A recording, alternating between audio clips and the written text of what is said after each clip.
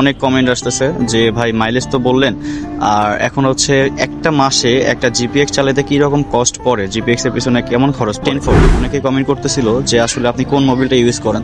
তো মডুল এরপরে আসেন হচ্ছে কস্টের কথা। আপনি যেরকম বাইক চালাবেন, যেরকম ইঞ্জিনের কন্ডিশন রাখবেন, তার উপর ডিপেন্ড করে আপনার একটা খরচ চলে আসবে। তো এখন গাড়ির একটা সার্ভিসের সময় হয়ে গেছে, ইদানিং আমার মাইলেজটা একটু বেশি খাচ্ছে। একটা করে উত্তর দিচ্ছি, সেটা হচ্ছে ভাই এই বাজেটে এই বাইকটা নেওয়া ঠিক হবে কিনা। আসসালামু আলাইকুম এভরিওয়ান, কি অবস্থা সবার, কেমন আছেন সবাই? আশা করি সকলে অনেক ভালো আছেন। নিয়ে আসলাম নতুন একটা ভিডিও। তো অনেকদিন থেকে ভিডিও দেওয়া হচ্ছিল না, তো আপনারা অনেকেই কমেন্ট করতেছিলেন যে ভাইয়া আপনি ভিডিও দেন না কেন, ঢাকা আসতেছেন না কেন। তো ঢাকা যাইতেছি না একটাই রিজন, সেটা হচ্ছে আমি পারিবারিক কিছু কাজের কারণে আর কি বাড়িতে আটকা পড়ে গেছি। তো ওয়েদারটা যেহেতু ভালো দেখলাম, ছোটো ভাইকে পিছনে বসায় ভাবলাম একটা টান দিই গাড়িতে। অনেকদিন থেকে গাড়ির টান দেওয়া হচ্ছিল না, জিপিএক্সে অনেকদিন থেকে ওইভাবে টান দেওয়া হচ্ছিল না, আর সার্ভিসের একটা সময় হয়ে গেছে জিপিএক্সের। যাই হোক গাইস, আজকের ওয়েদারটা কেমন একটু কমেন্ট করে জানাবেন। আর এই তো এখন আছি পলাশবাড়িতে। তো ফ্লাইওভার থেকে এখন যাব আমাদের সরকারি কলেজে, ওখানে একটু বসে আড্ডা দিব, যেহেতু ওয়েদারটা খুব ভালো। ভাই ব্রাদার আছে, আরও ছোটো ভাইগুলো আসবে, তো সবাই মিলে আড্ডা দেবো। এখানে বলতেছিলাম যে আসলে ঘুরবো কীভাবে, আমাদের ফ্লাইওভারে এখানে এখনও কাজ চলমান, কিছু কিছু কাজ বাকি আছে। তো আমরা একটু রঙে ইউটার্ন নিলাম, যেহেতু ঘুরতে গেলে অনেক দূর ঘুরতে হবে। যদিও রঙে যাওয়া ঠিক না, আমি সবাইকে নিষেধ করি, বাট আমি নিজে যাচ্ছি কারণ এখানে একটু সমস্যা। আচ্ছা স্কিপ করি, এখন আসি হচ্ছে আমার হচ্ছে মাইলেজের বিষয়ে কথা। আর অনেক কমেন্ট আসতেছে যে ভাই মাইলেজ তো বললেন, আর এখন হচ্ছে একটা মাসে একটা জিপিএক্স চালাতে কী রকম কস্ট পড়ে, জিপিএক্স এর পিছনে কেমন খরচ পড়ে। তো এই বিষয়ে কিছু কথা বলি। দেখেন ভাই, আপনি যখন বাইক চালাবেন অবশ্যই মোবিল লাগবে, আর মোবিল যদি কিনতে হয় তাহলে একটা জিপিএক্স এর সবচেয়ে ভালো মোবিল হচ্ছে মটুল। আচ্ছা বলেই দিলাম, আমি মটুল ইউজ করি 1040। অনেকে কমেন্ট করতেছিল যে আসলে আপনি কোন মোবিলটা ইউজ করেন।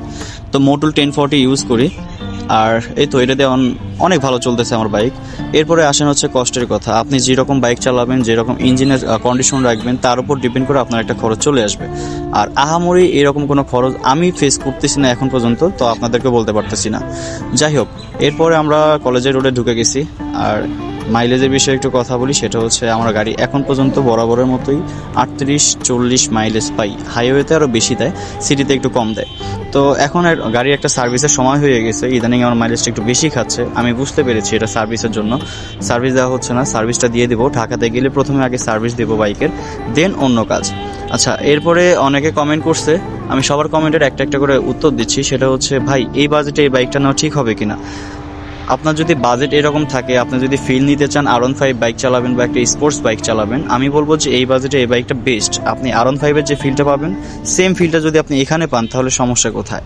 তার থেকে ভালো ফিল পাবেন। আপনার R15 ইয়ামাহা বাইকাররা জিপিএক্স নিয়ে কিছুদিন থেকে ভিডিও বানাচ্ছে, ট্রোল করতেছে। আমি বুঝতেছি না কেন। ওই বাইকের দাম কত, প্রায় 6 লাখ টাকা, আর এই বাইকের দাম দেখা যাচ্ছে 3,25,000 বা সব মিলে 3,50,000 পড়ে যাচ্ছে।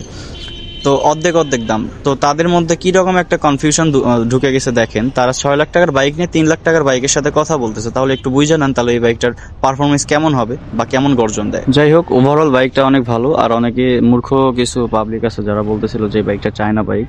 আচ্ছা, তাদের এই বিষয়ে আমি কোনো কমেন্ট করতে চাচ্ছি না। তোরা জাস্ট ভাই ইঞ্জিনটা দেখবি আর হচ্ছে পেপারসে লিখবি। একটা গাড়ি যখন রেজিস্ট্রেশন করতে যাই তখন তো ওখানে বিআরটিতে অবশ্যই দেখতে হবে বাইকটা কোন দেশ থেকে আসছে, ইনপুট হয়েছে কোন দেশ থেকে। তো ওখানে দেখা যাচ্ছে যে ওখানে সব কিছু লেগেছে, কাগজে কলমে সব জায়গায় যদি থাইল্যান্ড লেখা থাকে, কিছু কিছু মূর্খর বাচ্চারা এরা চাইনিজ বলে চালা দিচ্ছে, কারণ আমাদের জিপিএক্সকে তারা ডাউন করতে যাচ্ছে। কিন্তু তারা এটা বুঝতেছে না যে জিপিএক্সে ডাউন করতে গিয়ে তারা জিপিএক্সের ভাইবটা অন্যরকম করে দিচ্ছে। যাই হোক গাইজ, বাংলাদেশে এখন জিপিএক্সের খুব ভালো একটা ভাইব আছে। ইয়ং জেনারেশনের জন্য বেস্ট একটা বাইক। যারা জিপিএক্স সম্পর্কে বোঝে জানে তারা আসলে এই ধরনের কমেন্ট করে না।